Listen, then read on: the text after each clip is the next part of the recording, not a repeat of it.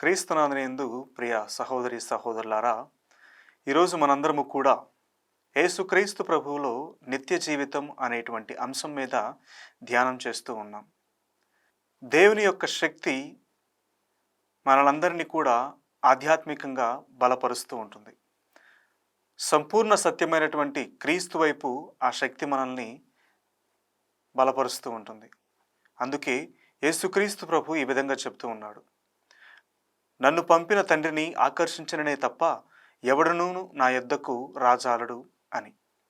యోహాను సువార్త 6వ అధ్యాయము 44వ వచనము.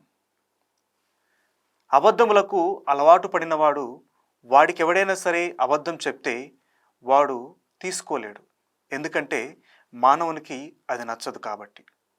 యేసుక్రీస్తు ప్రభు మనల్ని తన వైపు ఆకర్షింప చేసుకుంటారు కాబట్టి మనం కూడా క్రీస్తు వైపు ఆకర్షణతో ముందుకు సాగాలి.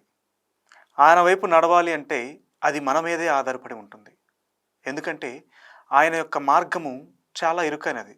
ఆయనను మనం కనుగొనాలి అంటే సంపూర్ణమైనటువంటి సత్యాన్ని మనం కనుగొనాలి. ఆ సంపూర్ణ సత్యమే క్రీస్తు ప్రభు. మనం ఆ సంపూర్ణ సత్యాన్ని కనుగొనాలి అంటే ముందుగా మనకు ఒక మార్గం కావాలి. ఆ మార్గమే పవిత్ర గ్రంథం. ప్రతిరోజు మన యొక్క జీవితాల్లో పవిత్ర గ్రంథాన్ని పఠించాలి, ధ్యానించాలి, అనుసరించాలి, ఆచరించాలి. కాబట్టి క్రీస్తులో ఐక్యమై జీవించాలి అంటే సంపూర్ణ సత్యము క్రీస్తే అని మనం నమ్మకం ఉంచాలి. కాబట్టి ప్రియ సహోదరి సహోదరులారా, అటువంటి నమ్మకాన్ని, రక్షణ పొందేటువంటి భాగ్యాన్ని మనకు దయచేయమని, ఆ క్రీస్తు ప్రభువుని యందు మనందరము కూడా నమ్మకం కలిగి జీవించేలాగున మనల్ని తీర్చిదిద్దమని మనందరము కూడా ప్రార్థన చేసుకుందాం.